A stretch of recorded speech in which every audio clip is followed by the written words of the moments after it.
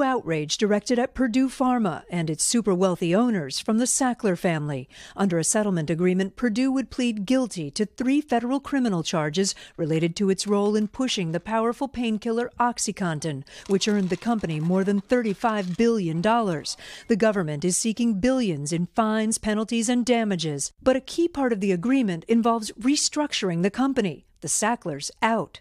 The agreed resolution, if approved by the court, will require that the company be dissolved and no longer exist in its present form.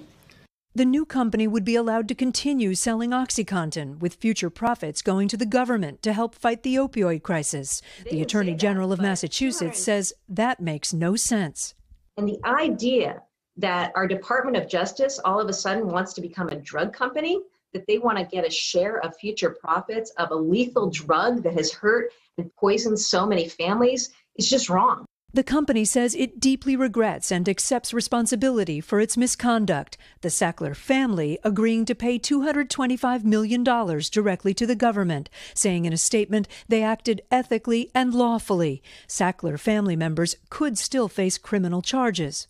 Part of this issue here is they resolved a civil case with the SACKLERs where they only required them to pay out $225 million of a fortune. Since 1999, opioids have killed more than 450,000 Americans. In the settlement, Purdue admits it did not stop OxyContin from being diverted from pharmacies and doctors, and that it paid doctors to write more prescriptions.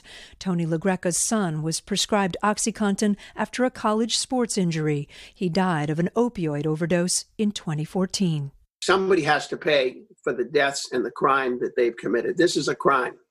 Crimes involve people going to jail. He's glad Purdue is taking some responsibility, but says it's not enough. The rest of my life and the rest of a lot of other parents' lives are never going to be the same. So why should the SACKLERs have a life that's the same for them?